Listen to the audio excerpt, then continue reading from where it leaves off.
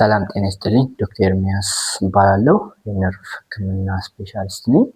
ስለዚህ የዛሬ ቪዲዮ ከዚህ በፊቱ ከቀጠለው ስለ ራስ ህመም ቀጥል ይሆናል። ራስ ህመም የመጀመሪያ አይነት፣ ሁለተኛ አይነት ብለን ከፍለን ነበር። ስለዚህ በአሁኑ የመጀመሪያ አይነቶቹን ነው እያወራን ያለነው። ሚግሬን አውርተናል፣ ቴንሽን ታይፕ ሄዴክ የሚባሉትን አውርተናል። አሁን ደግሞ ሶስተኛውን የመጀመሪያ አይነቱን ሄዴክ፣ አብዛኛውን የመጀመሪያ አይነትን የሚይዙት ናቸው እነዚህ ሶስቱ የምናወራ ይሆናል ማለት ነው። ስለዚህ ዛሬው ክለስተር ሄዴክ የሚባል አለ። ይህ ክለስተር ሄዴክ ይህ ትራይጀሚናል አውቶኖሚክ ሴፋልጃ የሚባል የራስ ህመም አይነት አለ። እዛ ውስጥ የሚጠቃለል ነው። ከዛ ውስጥ የሱና የምንለው ወይ ሾርት ላስቲንግ ዩኒላተራል ኒውራልጂፎርም ሄዴክ አታክ የሚባል አለ ባጭሩ፣ ወይ ሱና እንለዋለን። ይሄ አንዱ ክፍል ነው ማለት ነው። ሌላኛው ፓራክሲማል ሄሚክራኒያ እና ሄሚክራኒያ ኮንቲኒያ። ስለዚህ አራተኛው ክለስተር ሄዴክ ይሆናሉ ማለት ነው። ከነዚህ 80%ቱን አካባቢ የሚይዘው የክለስተር ሄዴክ ነው። ስለዚህ ይሄ ክለስተር ሄዴክ የሚለውን የምናወራ ይሆናል ማለት ነው። ስርጭቱ በጣም ብዙ አይደለም። ልክ እንደ ባለፈው እንዳወራናቸው የሚግሬን ሄዴክ ወይ ቴንሽን ታይፕ ብዙ የምናገኘው አይነት አይደለም፣ ግን አለ። ለምሳሌ 0.12% ነው። ለምሳሌ ያው በውጭ የተጠና ጥናት ነው ይሄ። እንደውም እዛ ይሄ መልቲፕል ስክለሮሲስ የሚባል በሽታ አለ። ከሱ እኩል ነው የሚባለው። ለምሳሌ ውጭ ሀገር የመልቲፕል ስክለሮሲስ ምን እንደሆነ እናወራለን ወደፊት። እዚህ ይኖራል። በዚህ ብዙ እዚህ ልምዴ ራሱ የተወሰነ አይቻለሁ ማለት ነው። ከሚግሬን ተቃራኒ ትንሽ ወንዶች ላይ ጨመር ይላል ማለት ነው። ወንዶች በእጥፍ ወይ ደግሞ 3:1 ወይ 2:1 ነው የሚሆነው ልዩነቱ ማለት ነው። እድሜ ከ20 እስከ 50 ባሉት ላይ ብዙ ጊዜ ይከሰታል። ግን 1 ዓመት ልጅ ላይ 70 ዓመት ሰው ላይም ያው ሪፖርት ተደርጓል ማለት ነው።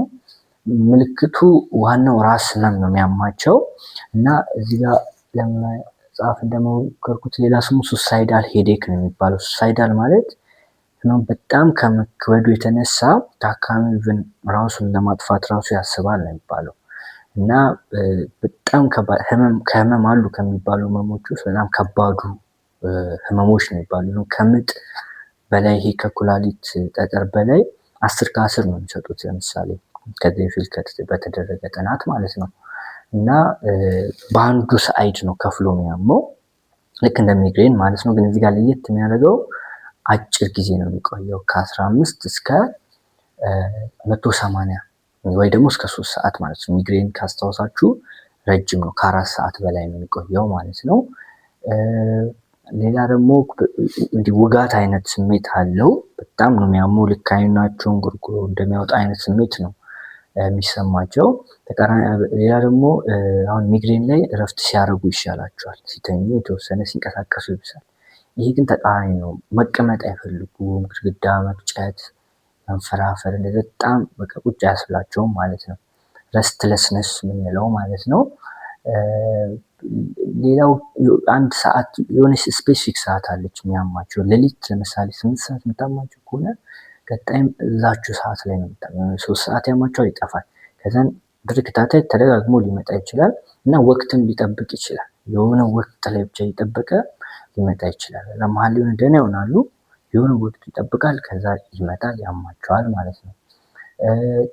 ተያያዥ ምልክቶችም አሉት። ለምሳሌ አሁን ሚግሬን ድምፅ ማስጠላት፣ ብርሃን ማስጠላት እንደምንለው የክለስተር ሄዴክ ላይ ለምሳሌ አይናቸው ሊቀላ ይችላል። ፈሳሽ እንደ ባንዱ በሚያማቸው በኩል በአፍንጫቸው በኩል እንዲህ ፈሳሽ የመደፈን አይነት የመዘጋት አይነት ስሜት፣ ይሄ ላበት በዚህ በኩል እቺ ትንሿ የጥቁር ቀዳዳ መጥበብ፣ እነዚህ ነገሮችንም ልናይ እንችላለን ማለት ነው። ህመሙን እንዴት ማወቅ ይቻላል? ተመሳሳይ ነው ለሁሉም የመጀመሪያ አይነት ህመሞች መጠየቅ ነው። ቁጭ ብሎ አሁን ያለውን ምልክቶች እንጠይቃቸው፣ አዎ ይሉናል። ካላቸው ሰብሰብ አድርገን እነሱ ምልክቶች ክለስተር ሄዴክ ነው እንላለን።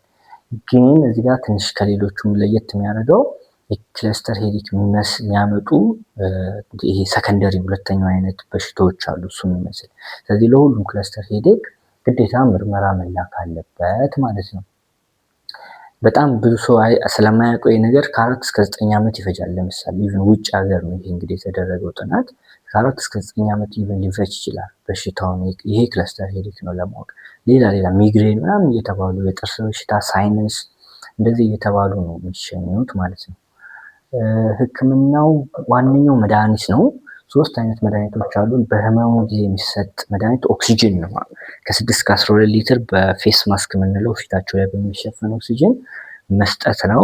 ይሄ ልክ በጣም ከፍተኛ በመጀመሪያ ጊዜ አቦርቲቭ ቴራፒ የምንለው ማለት ነው። ትሪፕታን የምንላቸው አሉ። በመርፌ በጡንቻ ስር ውስጥ የሚሰጡ መድኃኒቶች አሉ። እነሱ ላይዶኬን የሚባል መድኃኒት አለ። እነሱን መስጠት ይቻላል እና ይሄ ብሪጂንግ ለተወሰነ ጊዜ ደግሞ የሚሰጥ አለ። ደግሞ ይሄ መከላከያውን እስከምንሰጥ የሶስተኛው እስከሚሰራ ድረስ መሀል ላይ የምንሰጣቸው ይሄ ብሪጂንግ የምንለው ህክምና አለ። ብዙ ጊዜ የምንጠቀመው ስቴሮይድ ነው፣ ፕሪዴንሴሎን ወይ ደግሞ ስፔሲፊካሊ። ከዛ መከላከያ ደግሞ መድኃኒቶች አሉ ማለት ነው። እነሱን እንሰጣለን። አመሰግናለሁ።